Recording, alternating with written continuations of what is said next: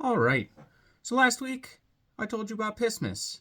Pissmas is the first half of our tradition, where we swap awful beers and have an awful time. To make up for that, we have a second part to the tradition called Brew Years, and that's where we swap good beers. The rules are simple.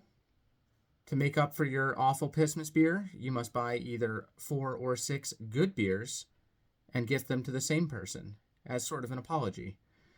So, to make up for 6 Point Brewing's wonderful winter IPA, I've chosen a variety of beers.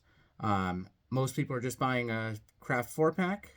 I decided to mix it up and grab some of everything. It is heavy on the IPAs because that is my comfort zone, but I feel like I got enough other stuff to be interesting. So the first thing I picked up was this Creme Brulee Stout by Southern Tier.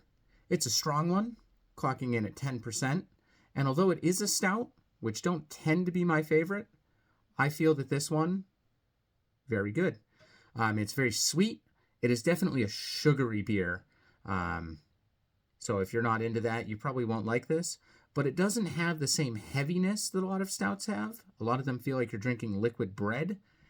And personally, I feel that this has enough flavor to make up for that and not feel like you're chugging down a loaf of rye. After that, we have a classic, Fair Maiden by Foley Brothers. This is just a simple IPA. Very good, very drinkable. No fruit flavor, nothing weird about it. Just delicious hops and a solid beer. After that, we have OJ. OJ is very interesting because although it is also technically an IPA, it tastes like orange juice. It is very fruity.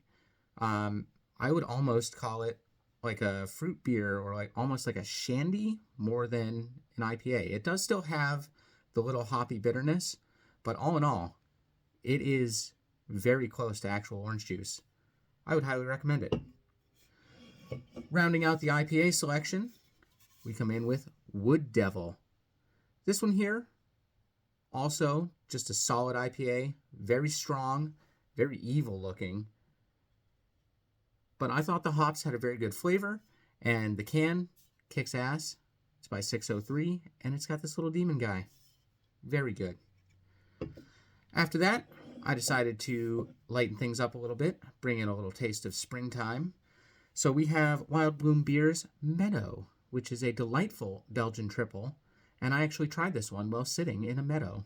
Okay, it was my backyard, but it still counts. And I liked this one. It's good, and like I said, it's that upbeat, little springy beer. It does have that sort of yeasty taste that some triples have, but it's not overpowering. It's quite pleasant. And then finally, to round it out, I picked up a cider. I live out here in the North Country, so I picked out North Country's Firestarter. This is a habanero cider, which sounds brutal, but it's not. It's actually very lightly spicy, and it's sweetened with pomegranate. So it actually strikes a very fine balance between a delicious sweet cider and just a little touch of heat. It's fantastic. The cider itself is strong, so adding those flavors isn't like masking. Some ciders you can tell they're kind of dry. Maybe the apples aren't the best. Whatever process they use, they dump too much sugar in. But no, this is a solid cider with a bit of sweet heat. Highly recommend. So hopefully my person will be very happy with these picks. They're not a huge drinker, so I wanted to give them sort of a taste of kind of everything. I did leave out some notable beer types. I don't feel bad. I'm an IPA guy. They're getting IPAs. I am pre-recording this because obviously I won't have these beers on Brew Years. So I'm also very excited to see what I get. So we'll see. But yeah, so this has been my picks for Brew Years. 6 delightful beers. And I will see you next time. Cheers.